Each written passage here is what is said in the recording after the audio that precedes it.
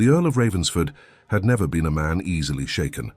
In all of Berkshire there was no figure more composed, more elegantly distant, more flawlessly in command of every room he entered. His name, Adrian Hawthorne, carried the weight of 5 generations of impeccable British lineage, an estate that stretched beyond what the eye could measure, and a reputation as cold and unyielding as the stone corridors of Ravensford Manor itself. He wore his pride like armor, polished to a quiet glimmer, and rarely removed for anyone.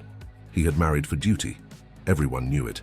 The engagement had been arranged with the precision of 2 families seeking an advantageous alliance.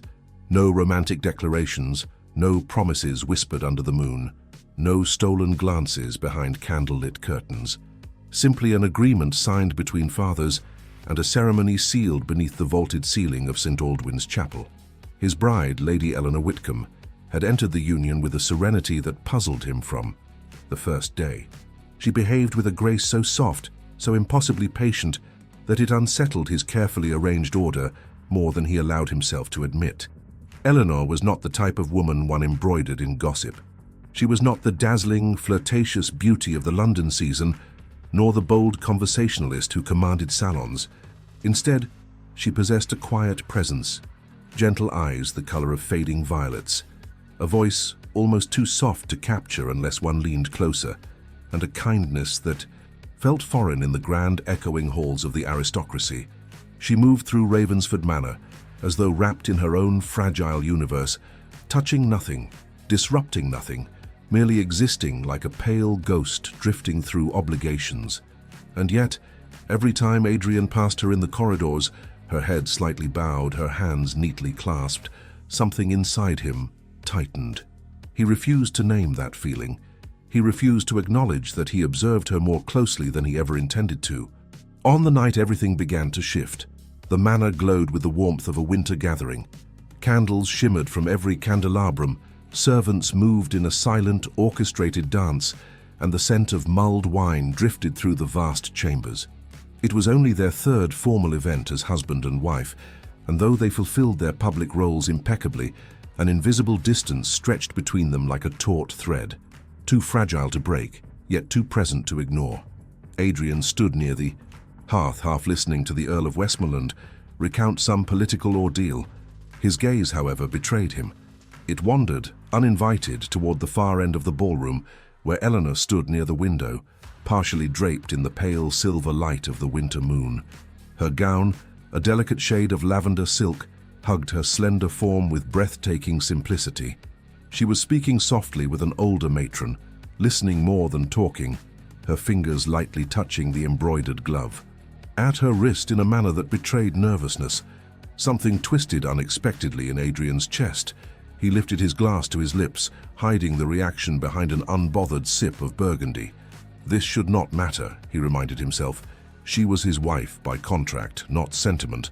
They had exchanged vows, not affection, and yet the image of her, standing so quietly, so inwardly, as though the entire room were too loud for her, would not release him. "Your countenance is unusually heavy this evening, Hawthorne," Westmoreland observed with a chuckle. "One would think marriage has finally become a burden." Adrian tightened his jaw. "Marriage has not altered my disposition." "Indeed." Westmoreland laughed again, oblivious to the subtle shift in the Earl's expression. "Most men soften when presented with a gentle wife." Adrian's eyes drifted once more to Eleanor. Gentle, yes, that she certainly was.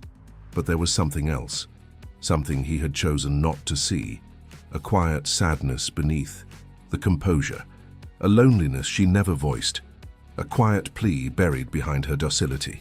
He dismissed the thought sharply. He had neither the time nor the inclination to decipher the unexpressed emotions of a woman he barely knew, yet his body betrayed him again. Without thinking, he excused himself from Westmoreland and crossed the polished floor toward his wife. As he approached, she sensed him, her posture straightening almost imperceptibly, like a bird poised to take flight. "Eleanor," he greeted, his voice low, composed, but touched with something he hoped she would not detect. She dipped her head in a graceful nod. "My lord." Her formality still jarred him. She spoke to him as though he were a distant figure, unreachable, untouchable, a towering presence to which she owed politeness but not connection. That should have suited him. Distance had been the foundation of their marriage, but standing before her now, he felt a faint, inexplicable disappointment. "You look unwell," he found himself saying, though she looked nothing of the sort. "Is the room too warm?" "No," she replied, her eyes lifting just enough to meet his. "It is simply a great many people. I confess I am not accustomed to being observed." He resisted the urge to soften his stance. "You are the Countess of Ravensford. Being observed is now an inevitability." Her lips parted gently, as though she wished to respond further, but she hesitated, swallowing whatever words dared rise. "Of course, my lord." Again with the formality, again with the retreat. Adrian exhaled the faintest sigh, unheard beneath the music swelling from the orchestra. "Would you care for a walk on the terrace?" he asked, surprising even himself. "The air is cooler there." She blinked softly, as though the invitation had caught her unprepared. "If that would please you." "I asked if it would please you," he corrected quietly. For a moment, something flickered in her violet eyes. Surprise, confusion, and perhaps a faint longing he could not quite grasp. "Yes," she whispered. "It would." He offered his arm, and she took it with a feather-light touch, as though afraid she might weigh him down. They stepped through the tall French doors into the cold, crisp air of the winter night. Snow dusted the railing, and the gardens glimmered beneath the moonlight like a world suspended in crystal. For the first time, they were alone without the watchful gaze of society. The silence between them was both comfort and burden. "You seem quieter than usual," Adrian said slowly. Eleanor brushed a stray curl behind her ear, her breath forming a pale cloud in the air. "I am not certain what I ought to say to you." He paused. "You may say anything." She shook her head lightly. "That is not true." The honesty struck him. Soft, gentle, but deeper than he expected. He studied her profile, the delicate curve of her cheek, the way her lashes quivered as though she lived in the threshold between fear and reluctance.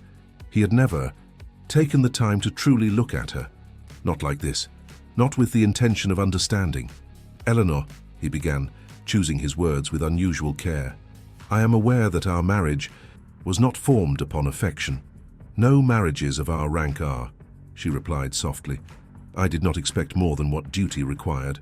Her tone never held accusation, only truth.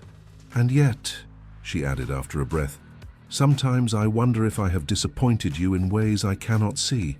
His chest tightened again, this time sharper. "You have not disappointed me," he said. "You would tell me if I had?" He hesitated, not because he lacked an answer, but because he had never been asked a question that exposed him so fully. He was a man carved from restraint, built upon silence. But she looked at him now with a question that reached places he had long sealed away. Finally, he murmured, "I would not have taken you for someone who doubts herself." She looked down. "We all doubt something, my lord. And what is it?" "You doubt?" "My place beside you." There it was, quiet, unguarded, painfully honest. Adrian felt something fracture, a small, nearly imperceptible crack in the armor he had spent his life perfecting. He opened his mouth to speak, to say something, anything that might ease the loneliness woven through her words. But at that exact moment, the doors behind them opened, and a young footman stepped out, bowing hurriedly. "My lord, your presence is requested inside. Lord Pembroke insists upon speaking with you." Adrian's jaw clenched. Timing, it seemed, was never on his side. He turned to Eleanor, his expression uncharacteristically conflicted. "Will you be all right here?" "Yes," she said, stepping back, withdrawing into that quiet world of hers once more. "Of course." He lingered, just for a heartbeat, longer than he should have. Long enough for her to notice, long enough for confusion to flicker in her gaze. Then he left her. He walked back into the ballroom, performing his duties, his obligations, his role. But throughout the night, and long after the guests had departed, the image of his wife remained with him, standing alone on the terrace, her breath curling in the cold air, her eyes carrying the sorrow of a woman who felt unseen. He retired late, but his sleep was restless. He dreamed of lavender silk, of violet eyes filled with unspoken fears, of a fragile voice whispering doubts he did not know how to silence. By morning, something in him had silently shifted, and by the end of the week, before he even understood the tremor within his own heart, Eleanor was gone, without a word, without a note, without explanation. And the Earl, the man who prided himself on feeling nothing, stood in the empty corridor outside her chambers, and felt something break so deeply he could not breathe. The disappearance of Lady Eleanor Whitcomb, Countess of Ravensford, spread through the manor like a silent storm, one that rattled the very bones of its ancient foundation. Servants whispered in corners, their glances darting nervously to doors left ajar. Horses were saddled before dawn, riders dispatched to the nearest villages, posting houses and coaching inns. And through it all, the Earl of Ravensford moved like a man, trapped inside a world he no longer recognized. Adrian Hawthorne had never known panic. It had been an emotion that belonged to lesser men, men who lacked discipline, men who faltered, men who collapsed under strain. He had been raised not to fear. He had been sculpted from childhood into something unshakable. But as he stood in Eleanor's empty chamber, the faint scent of lavender fading from her pillow, her wardrobe half open and devoid of her gowns, something foreign and merciless gripped him. Fear. Raw, uninvited, humiliating fear. He tried to contain it, but it coiled tightly around his ribs, making it difficult to breathe. The room itself felt different, colder, as though some essential warmth had been lifted from it. Eleanor's presence, so quiet he had barely acknowledged it, was now more painfully obvious in its absence than it had ever been in life. "Nothing?" he asked the head footman, his voice a controlled thread of calm. "No, my lord. None of the staff saw her leave." "And the gates?" "Closed all night. No one passed through, my lord." Adrian turned away, his jaw clenched so tightly the muscle twitched. Someone must have seen her. She could not have simply vanished. Yet she had. Without noise, without trace, without a single explanation left behind. He expected anger to rise within him, expected indignation, pride, fury at the insult of being abandoned, but none of those came. Instead, he felt something softer, more dangerous, a sharp, hollow ache that grew with every breath. Memories stirred, memories he had ignored, memories that now returned with aching clarity. The way she had looked at him on the terrace, her voice trembling as she confessed her doubts, the fleeting emotion in her eyes when he asked if the walk pleased her, the hope so fragile, so brief, that had glimmered before she hid it again. He had seen it, he had ignored it, and now she was gone. He found himself seated at his father's old desk, fingers pressed to his temples. His father, stern, ruthless, terrible in his expectations, would have scoffed at such disarray. A Hawthorne does not chase after anything, the old Earl had said more times than Adrian could count. Not affection, not approval, not love. We are born to be sought, not to seek. And perhaps Adrian had believed him. Perhaps that belief had carved him into the man he now was, distant, disciplined, unreachable.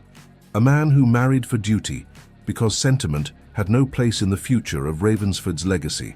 A man who stayed silent when Eleanor spoke from her heart, because vulnerability was a language he had never learned. But as he sat alone, staring at the door she had walked through for the last time, he realized with startling force that he had been wrong, utterly wrong. Because for the first time in his life, Adrian Hawthorne wanted desperately, achingly to seek someone, and she was nowhere to be found. For the next hours, he interviewed every servant, questioned every stable boy, inspected the grounds himself, and dispatched additional riders across the county. He spoke little, but the tension around him was palpable. Even the staff, accustomed to his stoic composure, stepped lightly in his presence. By late afternoon, he retreated to the Estate's private study. The fire had burned low, the room dim and heavy with the scent of aging parchment and leather. He walked to the window that overlooked the frozen lake, hands clasped behind his back, posture straight and rigid. He expected answers to rise from the silence. They did not. Instead, something else surfaced, something buried deep within him. A memory he despised, a wound he had pretended no longer existed. The image of his mother, pale and feverish on her deathbed, whispering his name with trembling lips. He had been 13, frightened, helpless, watching as she slipped away, while his father stood unmoved at the foot of the bed. "Do not become like him," she had whispered with the last of her strength, her fingers barely grazing his cheek. "Promise me you will not hide from your heart." He had made the promise. And then, in an act of self-preservation, he had broken it. After her death, emotion had become his enemy. Vulnerability had become a threat. His father had cultivated pride like a weapon, and Adrian had inherited it as a shield. It was safer not to feel, safer not to need, safer not to want. But then Eleanor had walked into his life, not loudly, not boldly, but quietly, like a soft morning light creeping into a darkened room. She had unsettled him with her gentleness, her sincerity, her silent endurance. And now she had vanished, leaving behind an anguish he had no idea how to contain. A knock interrupted his spiraling thoughts. "My lord," came the voice of Mr. Taylor, his most trusted steward. "I have something you should see." Adrian turned. "Show me." Taylor stepped forward, presenting a small white envelope, unmarked, sealed in haste. Adrian took it, recognizing the delicate handwriting at once. Eleanor's script. His heart dropped. He opened it carefully, feeling an inexplicable tremor in his fingers. The letter was short, only a few lines, written with rushed strokes. "My lord, forgive what must seem abrupt. I cannot remain where I do. Not belong. Please do not search for me. I shall not trouble your life further. E." The final initial was small, almost hesitant, as though she struggled even to sign her own name. Adrian read the letter twice, then a third time. The words blurred at the edges, not with tears. He had not cried since childhood, but with something heavy pressing against his composure, cracking it from within. "Taylor," he said quietly. "Who delivered this?" "It was found in the east corridor, my lord. On the table, near the gallery door." "Found," Adrian repeated, his voice turning colder. "Not given." Taylor hesitated. "Yes, my lord." "So she did not leave it for me directly?" "No, my lord." Adrian folded the note with methodical care, though his pulse thundered wildly beneath the calm surface. The fact that she had not left it on his desk, not placed it in his hand, not even slipped it beneath his door, struck him harder than he expected. She had not believed he would care enough to look. He dismissed Taylor with a nod, then sank into the nearest chair, elbows resting on his knees. He stared at the fire, his expression unreadable. On the outside, he appeared composed. Inside, something stormed violently. He whispered, "Not be long." The words scraped his throat. He rose abruptly, pacing before the hearth, as if motion might silence the torment. But it did not. The letter's message haunted him with brutal clarity. She had not left him out of defiance. She had left out of despair. He remembered her voice on the terrace. "I wonder if I have disappointed you in ways I cannot see." He had not answered. Not truly. Not in the way she needed. And now she was gone. For the first time in years, he felt the full weight of helplessness, a feeling he had sworn never to allow again. His father's voice rose from memory. "Do not chase. Do not bend. Do not show emotion. It is beneath a hawthorn." Adrian closed his eyes and exhaled a breath that trembled ever so slightly. His father was dead. The legacy remained. But for the first time, Adrian wondered if the legacy had been a prison he no longer wished to inhabit. He opened his eyes with a clarity that steadied him. He would search for Eleanor, not out of obligation, not out of duty, but because something inside him, something he had buried for far too long, demanded that he find her. By nightfall, he had saddled his own horse, eschewing servants, ignoring Taylor's concern, and left Ravensford Manor under a sky heavy with winter clouds. He rode through the cold, through the frost, through the silence of the fields where the moon cast pale shadows on the snow. He searched the village first, questioning innkeepers, merchants, even the old widow who sold bread at the market corner. No one had seen a young countess traveling alone. He moved on to the next town, scanning every coaching station, interrogating stable hands, scrutinizing every carriage that passed. Hours turned into night, night into dawn. Still nothing. By the time he returned to the manor, exhausted and covered in frost, he had not found a single trace of her, not even a rumor. It was as though she had been swallowed by the night. He stood in the entrance hall, breathing heavily, his cloak coated in snow.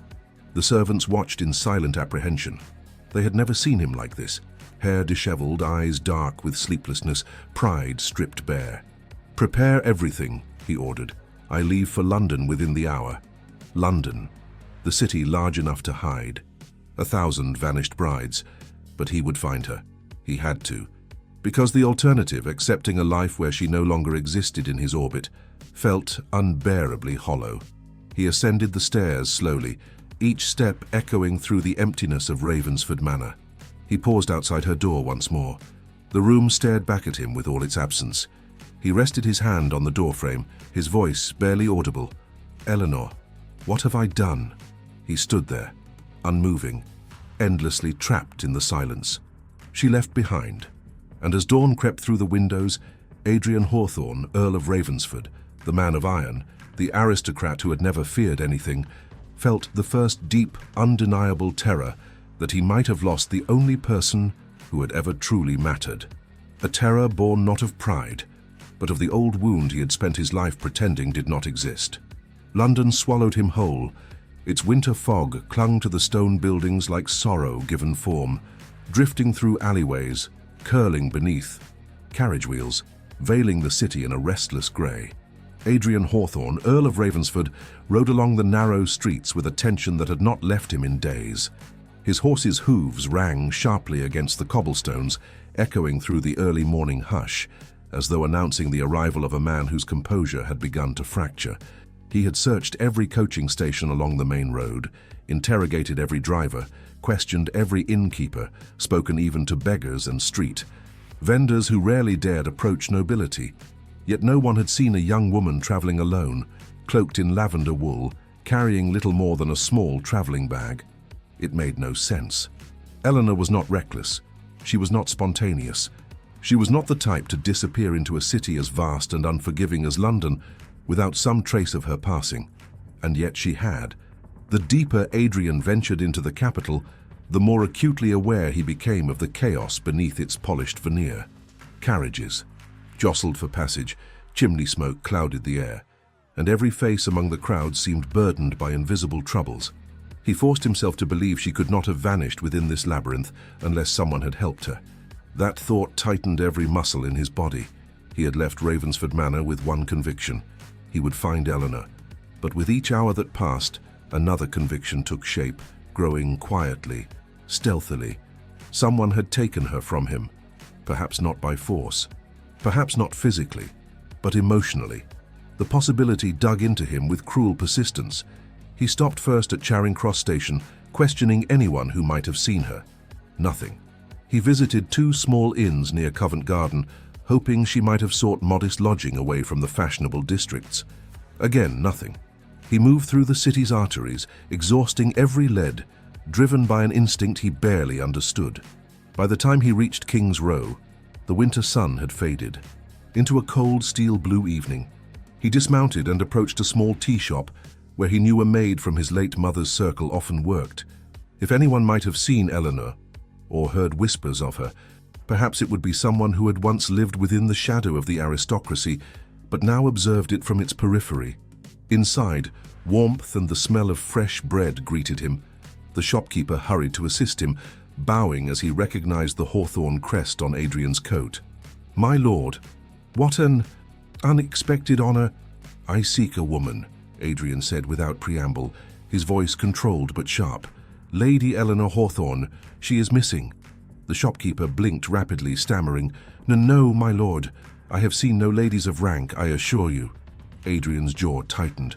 He left a coin on the counter, nor for information but for silence, and stepped back outside. The moment he reached the street, he saw the first shadow of jealousy fully form. A carriage had stopped across the road. The crest belonged to Viscount Ashford, a name that sent a cold ripple through him. He and Ashford had studied together at Cambridge, though studied was a generous term for a rivalry built upon subtle power, unspoken challenges, and tensions rarely voiced. Ashford had always been charming, opportunistic, fond of stirring envy in others even when he did not desire the prize himself. Women adored him, and men tolerated him through gritted teeth. He was everything Adrian was not: open, expressive, seductive. Qualities Adrian despised but secretly feared, because he knew how easily such a man could capture the attention of someone as gentle as Eleanor. And now Ashford was in London. At the same time, Eleanor had vanished. Adrian's breath chilled. His fingers curled unconsciously around the pommel of his glove. Through the carriage window, the Viscount stepped out, adjusting his coat with an infuriating ease. He appeared entirely unbothered by the cold, offering a flirtatious smile to two passing ladies. Adrian watched him closely, fighting the urge to confront him then and there. If Eleanor had sought refuge, if she had confided in someone, if she had turned to a man who could offer her the comfort Adrian had failed to give. A slow, burning ache pulsed beneath Adrian's ribs. He knew nothing at all, but the mere possibility ignited something dark inside him.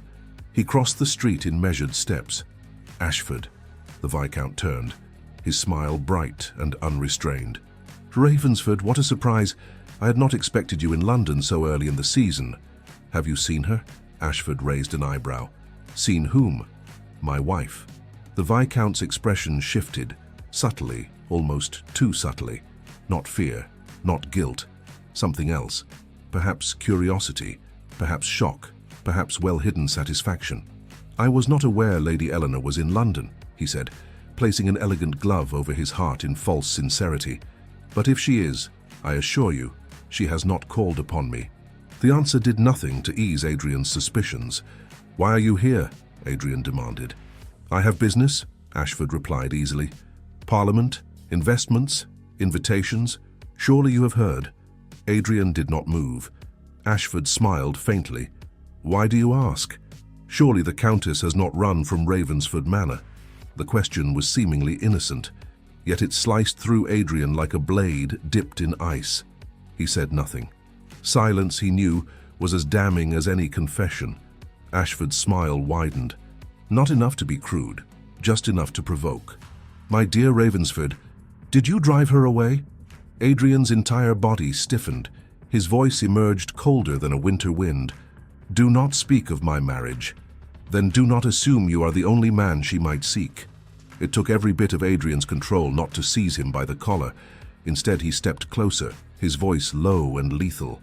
If you cross my path again, I advise you tread carefully. Ashford bowed lightly, amused. As you wish. Adrian turned away before he could do something irreversible. But the damage was done. The seed, jealous, corrosive, had been planted, and it grew quickly, twisting through his thoughts like dark vines wrapping around every breath he drew. He returned to his rented townhouse on the Strand.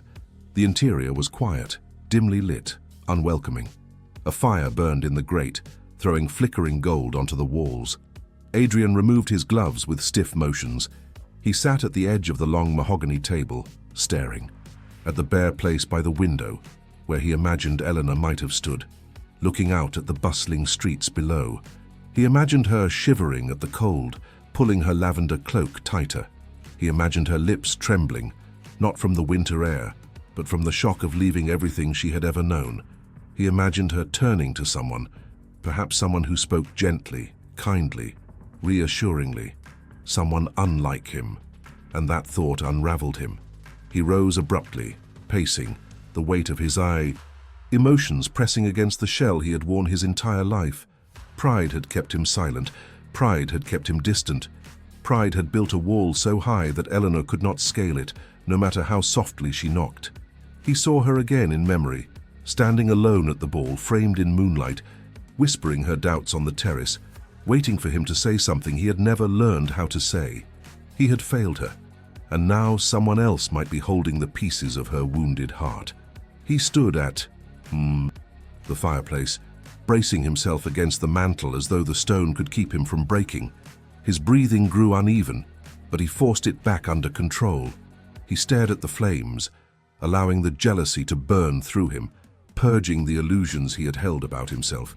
He had believed Eleanor too quiet to inspire attention, too gentle to draw interest. He had been a fool, because quiet women are not unnoticed.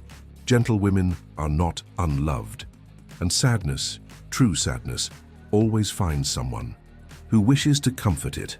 He closed his eyes, imagining Eleanor's face in the glow of another man's company, and felt a sharp, stabbing pain that reached deep into parts of him he had buried since childhood.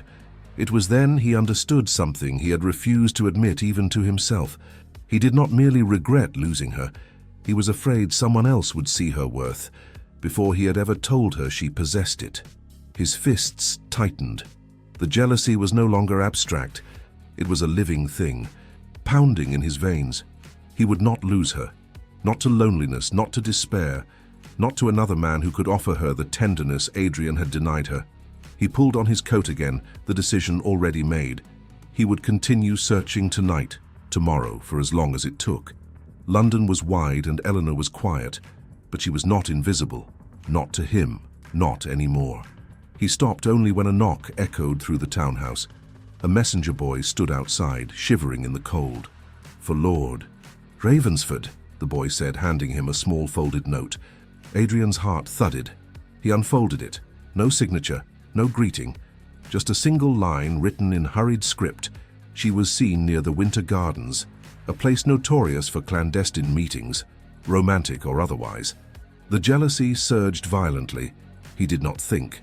He simply moved. Within minutes, the Earl of Ravensford was back on horseback, riding into the fog-heavy night, the city blurring around him as the Winter Gardens drew near. And with every beat of his racing heart, one truth became brutally clear. He was no longer searching for a missing wife. He was hunting the fear, burning and merciless, that someone else might have reached her first. The Winter Gardens sat at the edge of London like a secret waiting to be whispered. Once a grand spectacle of exotic plants and glittering lanterns, it had fallen slightly from society's favor. Still elegant, still respectable, but dim enough at dusk to shelter private conversations, no, one wished observed. It was the type of place where guilty hearts walked slowly, and confessions clung to the cold glass panes like breath trapped behind frost. Adrian Hawthorne arrived before midnight. The lamps at the entrance flickered in the wind, illuminating the wrought-iron gate with an eerie glow. The fog thickened here, drifting low across the gravel as though trying to conceal whatever truths might lie within. He handed his horse to the nearest groom with only a curt nod and stepped inside. Every part of him was wound tight, jaw locked, shoulders stiff, breath held in a state of cold, merciless anticipation. He expected to find her immediately, expected her cloak, her hair, her familiar stillness in the corner of his vision, expected answers. Instead, the empty expanse of the Winter Gardens greeted him with silence. Torchlight shimmered through the glass ceiling panels, casting long shadows that trembled with every gust of wind. The scent of damp earth and wilted roses filled the air. A fountain murmured at the center, the sound echoing through the vast structure like a soft lament. And then, voices, not hers, male voices, low, indistinct, but unmistakably near. Adrian froze, every muscle tightening instinctively. He moved closer past the archway of ivy to the long gallery where ferns trailed from hanging baskets and stone benches lined the walkway. The voices sharpened into clarity. Said she seemed frightened, quiet, but determined. Didn't give her name. She had the look of a lady, not one of the city girls. A jolt shot through him. Eleanor, it had to be. He stepped forward, his boots striking sharply against the stone. The two men, a gardener and a groundskeeper, jumped in surprise at the sight of him. Their faces paled when they recognized the Hawthorne insignia on his coat.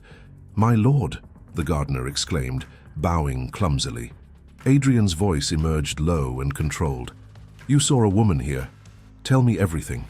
The younger man swallowed. Yes, my lord. A few hours ago. She came through the back gate, looked lost, if I may say so." "What was she wearing?" Adrian demanded. "A lavender cloak." His heartbeat hammered so violently he felt it in his throat. "Did she speak to anyone?" "She asked for shelter," the man replied. "Said she couldn't return home. We tried to help, but before we knew it, she'd gone deeper into the gardens. We haven't seen her since." Adrian closed his eyes briefly, an involuntary tremor moving through his chest. She had been here, alone, frightened, and he had not been. When he opened his eyes again, something had changed. The exhaustion, the jealousy, the confusion, They sharpened into something colder, determination, resolve. "Show me where you saw her," he said. They led him through the dim corridors of foliage, pointing out the places where her footsteps had been faintly visible in the dew.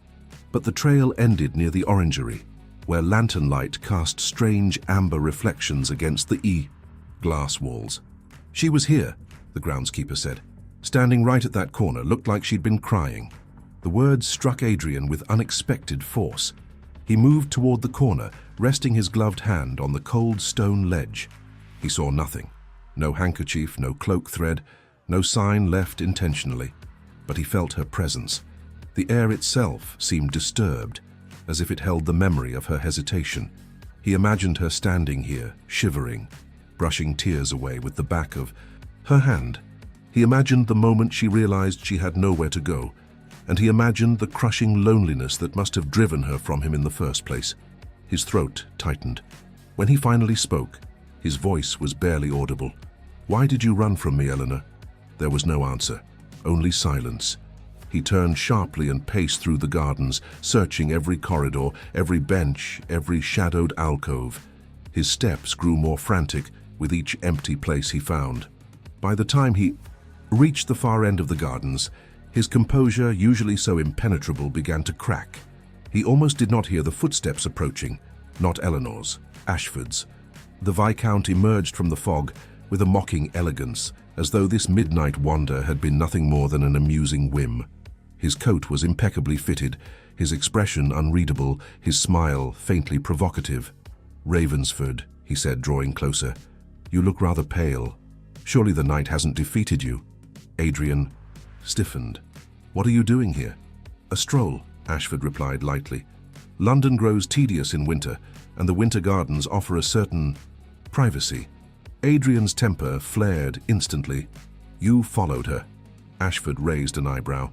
"Do you imagine every path leads to me? I assure you, Ravensford, I have better things to do than chase your wife." The implication that Eleanor might have sought him instead sent a surge of fury through Adrian so swift he nearly lost control. "Do not speak of her," Adrian warned, his voice low. "Oh, but I must," Ashford said with deliberate calm, "because you seem incapable of understanding the very thing that drove her away." Adrian's glare sharpened. "And what would that be? That she needed something you refused to give?" The words struck him like physical blows. Ashford stepped closer, smirking faintly. "You marry a woman for duty. Keep her at a distance. Never offer warmth. Never show affection. And then you are surprised when she flees? Good. God, Ravensford, even I am not so blind." Adrian's breath trembled. Ashford's gaze turned pointed, almost clinical. "Tell me, did you ever once consider what she felt? Or were you too busy being your father's perfect heir?" The crack became a fracture. Adrian struck before he realized he had moved. He seized Ashford by the front of his coat and slammed him against the stone column. The force echoed through the gardens, startling a flock of birds into flight. "Do not speak of what you do not." "Understand," Adrian growled through clenched teeth. Ashford winced but did not look afraid, only intrigued. "Ah," he said quietly, "there it is. A glimpse of the man beneath the marble. If only Eleanor had seen this side of you sooner." Adrian shoved him harder. The rage, long suppressed, long denied, burned hot beneath his skin. "You know nothing of her," Adrian hissed. "I know enough," Ashford replied calmly. "Enough to see what you refuse to see." Adrian's grip faltered just slightly. Ashford leaned in, lowering his voice. "She did not leave you out of rebellion. She left because she believed you would never notice." Adrian released him abruptly, stepping back as if burned. Ashford straightened his coat, unbothered. "She disappeared because she thought she meant nothing to you. You made her invisible, Ravensford, and now you hunt her like a man who has just realized what he lost." Adrian felt something collapse inside him, not loudly, not dramatically, but with a quiet devastation far more painful. Ashford softened just a fraction, not with kindness but with truth. "If I had been the man beside her, Ravensford, I would have seen her." Adrian's hands curled into fists, but there was no point in striking him again. The blow had already landed, in the form of a truth Adrian had avoided for months. He had failed her. He turned away, chest heaving, vision blurring with the force of emotions he could barely contain. His breath misted sharply in the air as he gripped the nearest bench to steady himself. "I never meant to hurt her," he whispered. Ashford studied him for a long moment. "Then ask yourself, Ravensford, why did you?" The question hung in the air like a sentence. Ashford walked away, his boots echoing faintly along the stone path, leaving Adrian alone with the ruin of his own pride. Adrian remained motionless, staring at the frost on the bench, trying to gather the pieces of himself. Why had he hurt her? He had never raised his voice, never spoken with cruelty, never pushed her aside physically, but he had never drawn her close either, and that perhaps was the deepest wound of all. He lifted a hand to his face, pressing his fingers against his brow as if he could force clarity from pain. But all he felt was the truth settling over him like the cold. He had committed the oldest mistake of all, believing silence was safety, believing distance was dignity, believing a woman as gentle as Eleanor would endure loneliness forever. A sudden rustling drew his attention. He turned sharply. A figure, a slight one, at the far end of the gallery. His heart lurched. "Eleanor!" The name slipped from him in a breathless whisper, but when he hurried forward, the figure vanished behind a column, and when he reached it, he found only shadows and emptiness. Frustration clawed at him. He was unraveling, losing both control and reason. Everything inside him trembled with a sense of failure so profound it stole his breath. He leaned against the cold glass, closing his eyes. "I am sorry," he whispered into the empty air. "Wherever you are, I am sorry." No answer came. The gardens offered only silence. The moment he stepped outside, snow began to fall, soft, relentless, uncaring. It coated his hair, his shoulders, the edges of his coat. He let it. For the first time in his life, he did not care how the world saw him. He had broken something precious, and now he feared it could not be mended. He mounted his horse with the heaviness of a man who finally understood the full cost of pride. The reins felt cold in his hands. The wind cut through his coat as though determined to expose every vulnerable part of him. He whispered one last truth into the night. "I drove her away."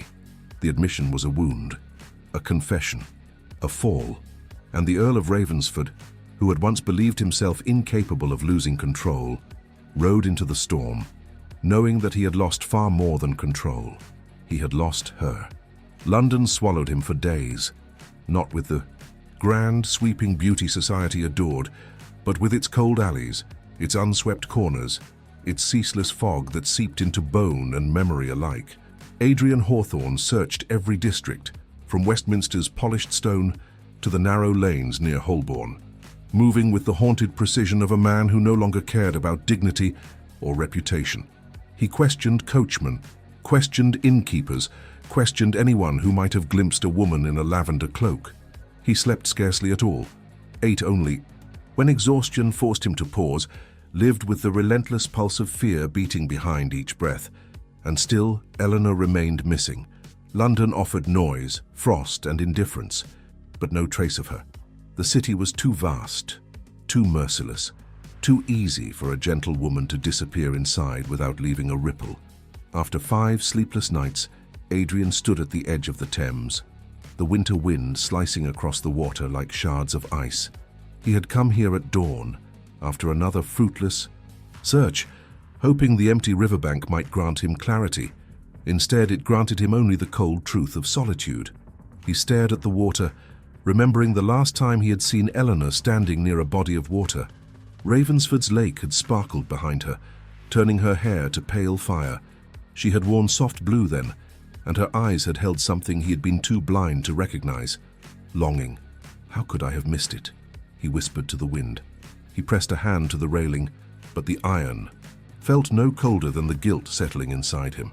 He had been raised to endure distance, to accept silence, to bury affection beneath layers of duty and restraint. That legacy had shaped him for so long that he had not realized it had become a prison. Worse, he had unknowingly forced Eleanor into it with him. She had been a gentle soul placed in the hands of a man who did not know gentleness. Now she was gone, and he understood, too late, that his silence had been the deepest wound he could inflict. He turned away from the river only when the sky began to brighten. The fog drifted low beneath the bridge, wrapping the city in its grey shroud. Adrian mounted his horse, prepared to continue the search, but when he reached the townhouse on the Strand, a carriage was waiting, and the man standing beside it froze him in place. Lord Whitcomb, Eleanor's father. His presence was unexpected, his face paler, sterner, more strained than Adrian had ever seen. The older man approached with stiff dignity, his gloved hands trembling only slightly. "Lord Ravensford," he said, voice tight, "I assume you know why I am here." Adrian dismounted slowly, bracing himself. "You know she is missing." "Missing?" Whitcomb repeated, eyes flashing with restrained fury. "My daughter did not simply vanish, my lord. She fled your home." Adrian's breath locked in his throat. Whitcomb's jaw tightened. "She has written to me." Adrian's heart twisted violently. "She contacted you?" Whitcomb withdrew a letter from his coat. The seal was broken. Adrian recognized the handwriting instantly. Eleanor's, delicate yet steady, though the lines looked strained, almost trembling. Whitcomb opened the letter and read aloud, voice shaking despite his attempt at control. "Father, I am safe. I ask that you do not seek me. I do not wish to bring shame upon you or the Whitcomb name. I have left Ravensford Manor of my own accord. I do not belong there, nor am I wanted. Please forgive me. Do not let him search. For me, Eleanor." The world seemed to tilt beneath Adrian's feet. "Nor am I wanted." He felt the words like a blow to the spine. Whitcomb lowered the letter and fixed him with a hard, condemning stare. "She believes you do not want her, Ravensford. She believes she was a burden. She believes, and I quote, a wife in name only." Adrian's breath turned ragged. "I never," he struggled to find the words, "I never meant to make her feel that." "But you did," Whitcomb snapped. "You married her for duty. You isolated her. You showed her nothing of affection or humanity. What did you expect she would feel?" Adrian stepped back, just once, as though struck. Whitcomb's voice softened slightly, but only slightly. "She wrote to me 10 days before she fled. A frightened letter, a lonely one. She said she feared she had become invisible within Ravensford Manor." Invisible. Adrian's chest constricted. He recalled her quiet steps, her soft voice, the way she had looked at him on the terrace, waiting, hoping for something he had never given. "I thought she preferred silence," Adrian whispered. Whitcomb exhaled long and heavily. "No woman prefers being unseen by her own husband." Adrian's hand gripped the railing of the townhouse steps, knuckles white. Whitcomb gave him a searching, pained look. "Do you know where she is, Ravensford?" "Truly?" Adrian shook his head slowly, ashamed. "No. Then I will not allow you to search for her." The statement shattered the air. Adrian's eyes snapped up. "You cannot forbid—" "I can," Whitcomb interrupted sharply. "And I do. She has expressed clearly that she does not wish to be found. My daughter's wishes matter more than your conscience, my lord." Adrian's control faltered for the first time in years. "I cannot stop searching." "You must," Whitcomb said. "If you truly care about her peace, you must." Adrian's breath trembled. "You think I do not care?" Whitcomb's expression softened, with something close to pity. "I once believed. You capable of it. But now, I fear you simply realize too late." Adrian closed his eyes, pain searing through him. Whitcomb continued, voice low. "Eleanor is fragile. You may not have seen it because she hid it well, but I did. Her courage was quiet, subtle, but she is not built to endure a loveless marriage." Adrian swallowed the taste of regret, sharp and bitter. "It was never loveless." Whitcomb paused, surprised by the depth of emotion in Adrian's tone. "Not for you." Adrian shook his head, unable to form the words. The older man exhaled, weary. "If that is true, then the tragedy is greater still." Silence fell between them, thick with unspoken truths. Finally, Whitcomb said, "Return to Ravensford. Give her distance. Give her time. If she wished your presence, she would not have disappeared." He turned to leave, but stopped after one step. "Eleanor wrote that she would contact me when she is ready," he said softly. "I will honor that. And if she wishes to return, it will be of her own choosing." Whitcomb entered his carriage and vanished down the fog-filled street. Adrian remained motionless, hand pressed against the railing as though he might collapse without its support. When he finally entered the townhouse, he felt the weight of an entire world pressing on his shoulders. He knew Whitcomb was wrong about one thing. Eleanor had not left because she did not want him. She left because she believed he did not want her, and that belief had been shaped by every moment he had remained silent when she needed his voice. He sat heavily in the dim parlor, elbows on his knees, head bowed. For the first time, there was no anger, no jealousy, no pride, only regret, pure, devastating regret. He remembered the first week of their marriage, when she had tried to speak to him about her favorite novels. He had nodded politely, but had not asked a single question back. He remembered her attempt to sit closer to him at supper, and how he had shifted away out of habit, not realizing how she stiffened in response. He remembered the early mornings when she walked the gardens alone, glancing back at the manor windows as though hoping he might join her. He never had. He had given her nothing. Nothing but distance. Nothing but coldness. Nothing but the polished indifference he had inherited like a curse. And when she asked, quietly, trembling, if she disappointed him, he had offered only vague reassurances and no warmth. He should have told her then. He should have told her he admired her gentleness. He should have told her she brought light to Ravensford. He should have told her that her presence steadied him in ways he did not understand. But men raised in silence do not know how to speak until the person who needed the words has already gone. He spent that night pacing the length of the parlor, unable to sit still. Outside, London's fog pressed against the windows, like a reminder that he was buried in the consequences of his own choices. By dawn, he made the only decision he could. He would return to Ravensford, not because Whitcomb commanded it, not because Eleanor wished to distance herself, but because Adrian needed to face what he had broken, to understand himself before he could hope to be worthy of her again. He packed in silence, his movements slow, deliberate, heavy with a sorrow he barely contained. As he fastened his cloak, he felt the ache of defeat. But it was not true defeat. It was the first step toward the man he should have been all along. The journey back to Ravensford took 2 days. Snow fell steadily, blanketing the countryside in white silence. As the manor came into view, a sweeping, cold, magnificent structure, it looked less like home and more like a monument to his failures. He dismounted slowly, staring at the windows where Eleanor once stood, waiting for him to speak, waiting for him to see her. Inside, the halls echoed with emptiness. Her chamber door remained slightly ajar, exactly as he had left it. He stepped inside and felt something inside him finally shatter. Her absence filled the room more heavily than her presence ever had. He lowered himself onto the edge of her bed, pressing a hand to his eyes. There, in the dim quiet, the Earl of Ravensford, so proud, so controlled, so impossibly restrained, allowed the truth to break him. He loved her. He had loved her for longer than he realized, and he had driven her away with the very armor he thought protected him. When he finally rose, decision settled inside him with the weight of iron. He would not give up.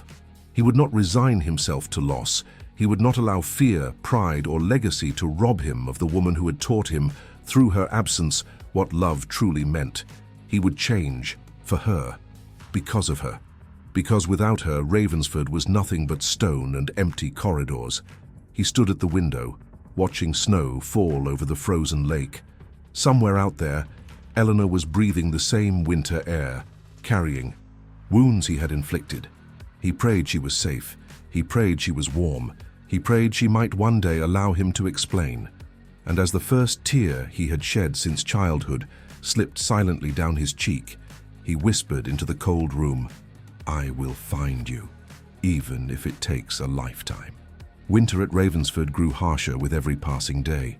A heavy stillness settled over the manor, draping itself along the corridors like a mourning veil.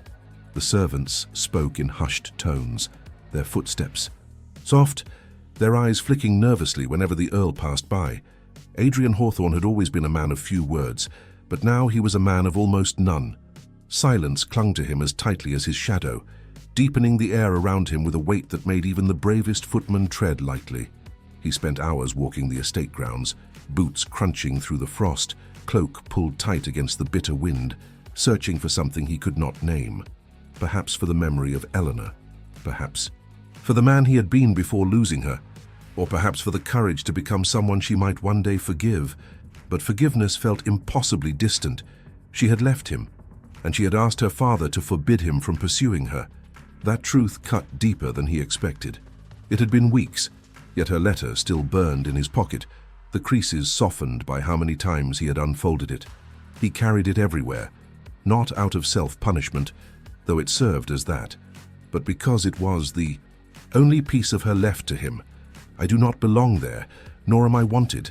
Those words had reshaped him. They had broken something that needed breaking. And now, with the storm raging outside and regret raging within, Adrian felt the first fragile stirrings of resolve. Not the cold, rigid resolve of his father, not the prideful resolve of the Earl of Ravensford, but something quieter, something humbler, something human. He would not reclaim her through force or expectation or entitlement. He would earn her forgiveness, earn her trust, earn whatever piece of her heart she might still possess. He would learn to speak the words he had always feared. He would learn to see her as she deserved to be seen. He would learn to become the man she needed, not the man he had been taught to be, but to do that, he needed to begin. It was nearly 3 weeks after returning to Ravensford when he received the first whisper of hope. A messenger arrived just before dusk, his horse tired, his cloak dusted with snow. He bowed low as Adrian descended the manor steps. "My lord," the messenger said, breath visible in the cold air, "I bring news from the village of Aldbury." Adrian's heartbeat quickened. "A woman in a lavender cloak was seen there," the messenger continued. "Traveling alone, speaking little but polite. She stayed at the local inn for 2 nights. Quiet, they said. Frightened." Adrian's breath caught. "When?" 11 days ago. 11 days. Too long. But a trail at last. "Do you know where she went?" Adrian asked. "They believe she headed toward Northbridge, my lord, on foot." Northbridge, a small town north of Ravensford Estate, remote, unremarkable, a place one might choose if they wished to disappear. Adrian closed his eyes, steadying the surge of emotion, fear, hope, dread, longing, before it could swallow him. He opened them with newfound resolve. "Prepare my horse," he said. "I leave within the hour." The servants moved quickly, almost relieved to see the Earl acting again, with purpose. He rode into the night, the wind fierce, the cold biting through his coat. Snowflakes lashed across his face, but he did not slow. He rode through forests, through quiet villages, through fields glistening under moonlight. His breath formed clouds in the freezing air, his hands stiffening against the reins. But he continued, because she might be ahead, because every mile brought him closer to her, because every beat of his heart whispered her name. He reached Aldbury just before. Tahantadas. The innkeeper confirmed the story. Yes, a gentle young woman had stayed there, pale, quiet, sad. She rarely spoke, but always thanked the staff with a timid smile. She had inquired about work opportunities in smaller towns. She had left with a small bag and an unsteady voice.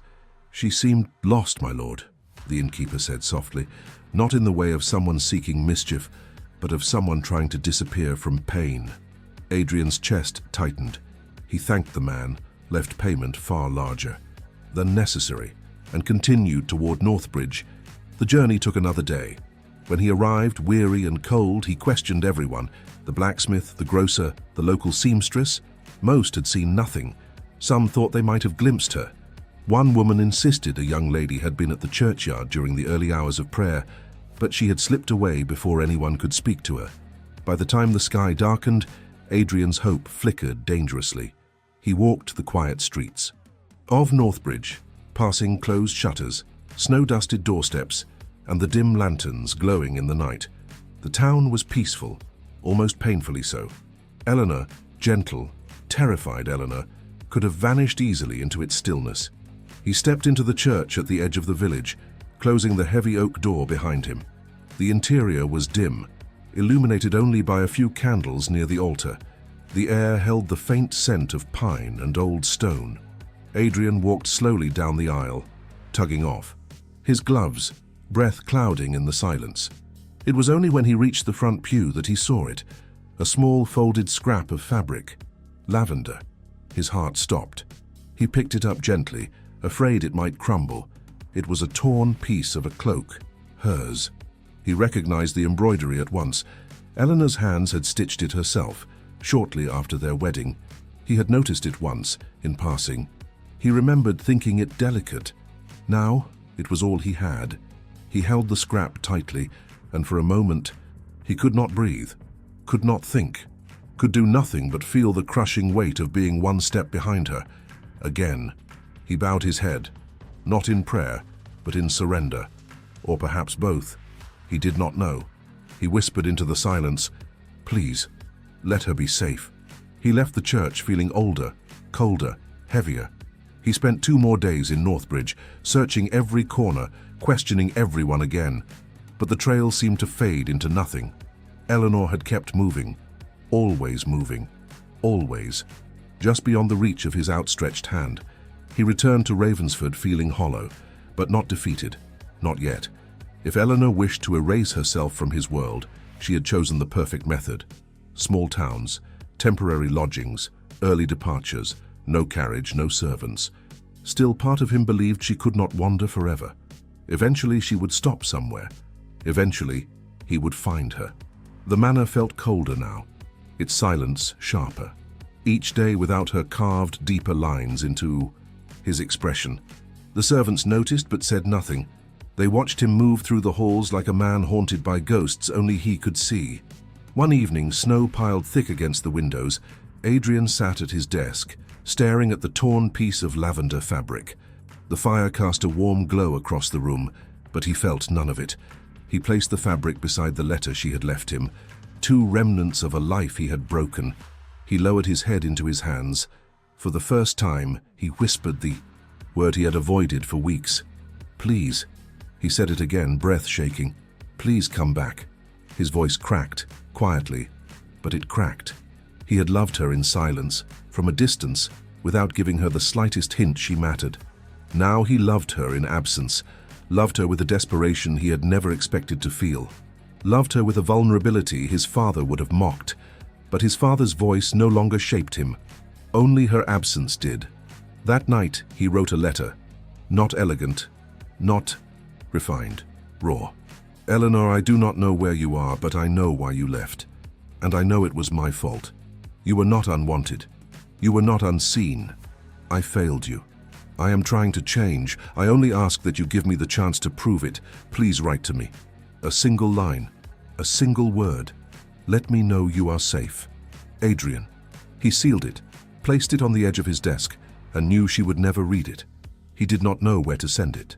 The next morning, exhaustion finally overcame him. He fell asleep in the study, head resting on the cooled surface of the desk. A knock woke him hours later. "My lord," came the butler's voice, hesitant.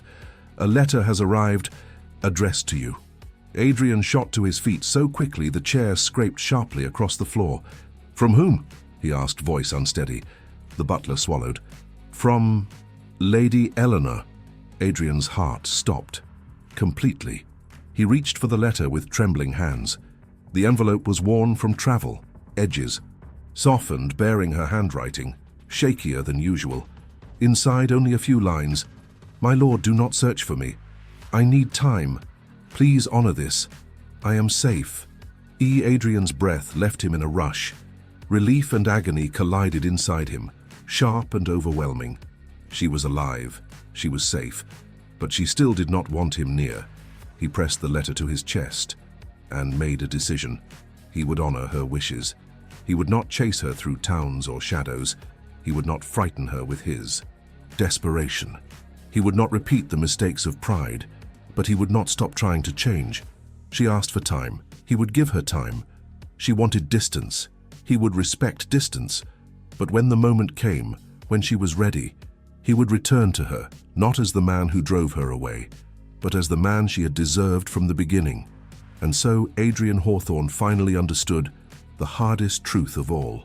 Redemption does not begin by reaching for the woman you love. It begins by stepping back and becoming someone worthy of being reached. Winter loosened its grip on Ravensford slowly. The frost began to thin along the stone pathways. The lake, once a hardened sheet of ice, reflected faint ripples beneath the pale sun. But inside Adrian Hawthorne, the cold had not lifted. It lived in him as a reminder, a punishment he carried through each passing week without Eleanor. He kept his promise. He did not search for her, not through messengers, not through inquiries, not through the quiet desperation that pressed against his ribs with every sunrise. He spent his days repairing what he had long neglected, himself. He walked the estate with intention rather than duty, speaking to the tenants rather than merely observing them. He wrote letters to the villagers he had once ignored. He repaired portions of the manor he had allowed to fall into disuse. He even visited the chapel, though the last time he had prayed there, he had been a child at his mother's bedside. He improved. He changed. But each step forward reminded him how deeply he had failed Eleanor. And still, her letters came. Not frequently, never expressive. Each only a few lines. But they came. I am in a safe place. Do not worry. I am well. I still need time. Never more than that. Yet Adrian cherished each letter as though it were a lifeline. He read them late at night by candlelight, running his thumb over the familiar loops of her handwriting until exhaustion claimed him. Weeks passed, then months, until one evening, early spring, when the world smelled faintly of thawing earth, another letter arrived. A different one, a heavier envelope, pressed carefully, addressed in her quiet hand, with a place written on the back. Windermere Cottage, Northbridge. She had given him a location. His pulse surged like a storm. He opened the letter with trembling fingers. My lord, if you wish to speak, you may come, but I do not promise what you may hope for. E. He read it several times, unable to breathe. She was ready to see him, not ready to return, not ready to forgive, not ready to love, but ready to face him. After months of silence, distance, reflection, she was offering one fragile chance. Adrian closed his eyes, the weight of the moment settling through him like truth made flesh. He would not waste it. He left Ravensford at dawn, the world coated in morning mist. The journey to Northbridge felt longer than before, though he had travelled it many times in his relentless search. Now, the miles carried something else: anticipation, fear, hope, dread.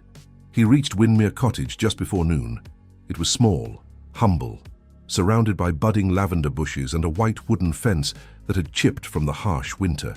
Smoke curled from the chimney. A cat slept curled on the windowsill.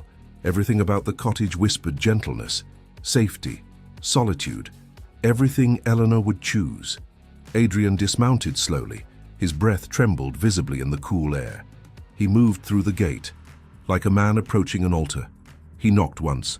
Silence stretched. He nearly stepped back to give her time, to give himself time, when the door opened, and there she stood, Eleanor.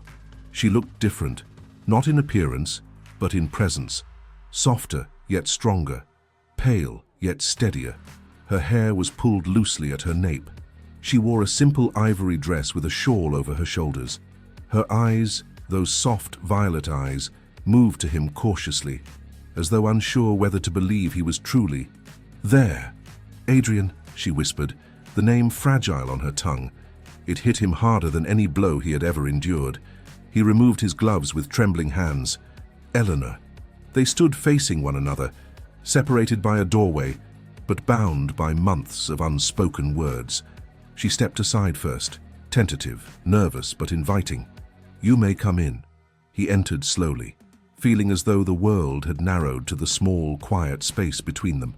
The cottage was warm, decorated with simple comforts. Few flowers in a vase, a knitted blanket on a chair, books stacked near the hearth. It struck him painfully how modest the place was compared to Ravensford Manor, yet it felt more like a home than any room he had walked through in months. You look well, he said softly, unsure of anything except that he was afraid to say too much. Eleanor clasped her hands lightly in front of her. And you look different, he swallowed. I am different. She nodded, barely, and motioned for him to sit. He did not.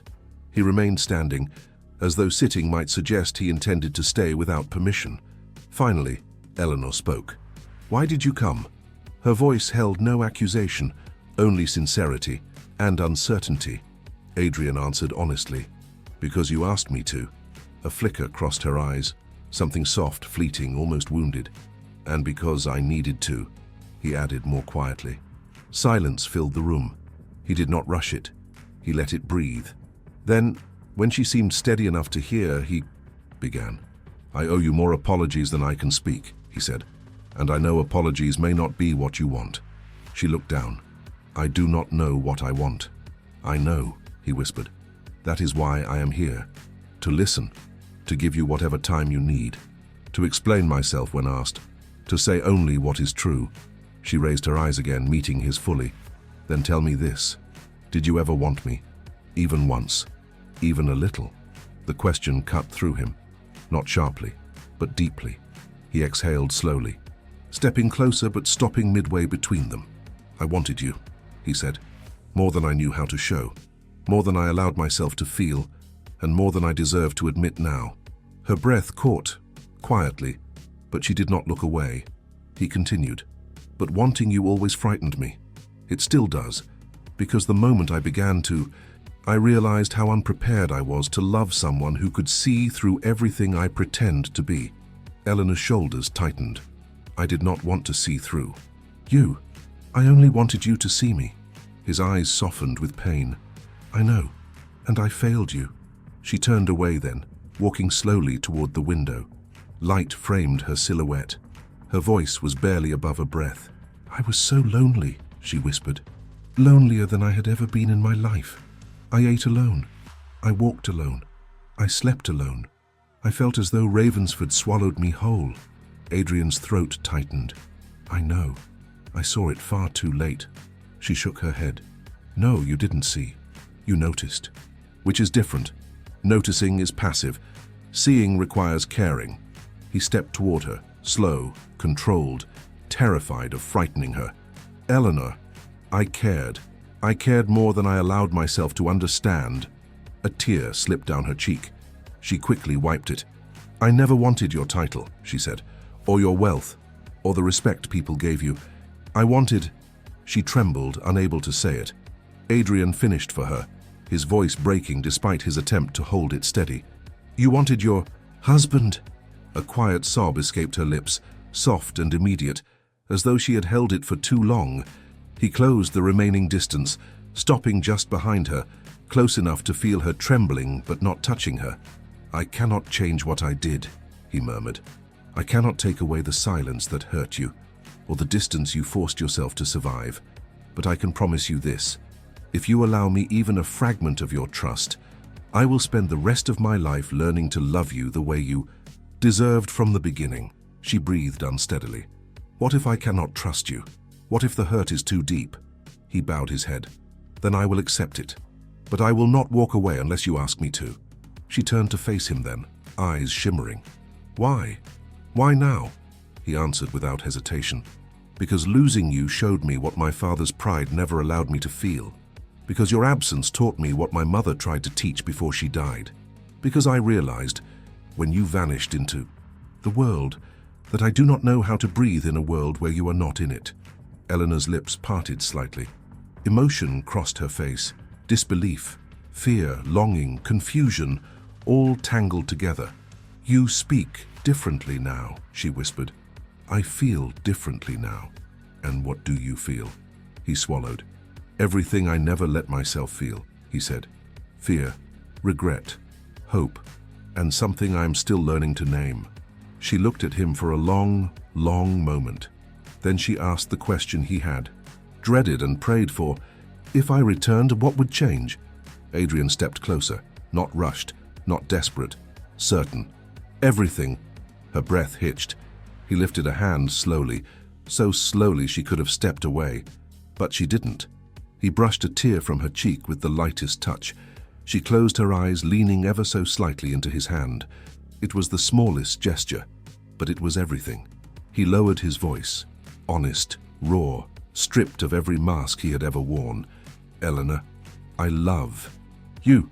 The words landed between them like fragile glass, trembling but unbroken. She opened her eyes, tears glistening. "Say it again." He stepped closer, gently cupping her cheek this time, and whispered with the steadiness of a man who had finally learned the language his heart had been silenced from speaking. "I love you."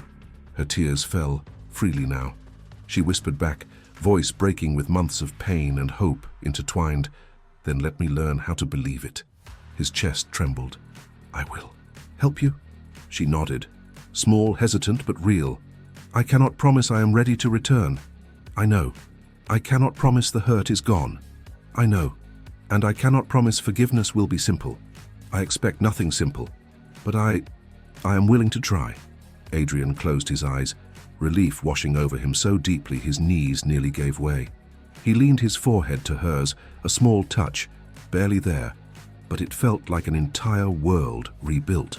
"Trying," he whispered, "is more than I deserve." She placed a hand on his chest, tentative, trembling, feeling the unsteady rhythm beneath. "You may sit," she whispered, "and stay for a while." He exhaled shakily and stayed, not as the Earl of Ravensford, not as the man of stone, but as a man finally stripped of pride and speaking for the first time from the place where love had been waiting all along.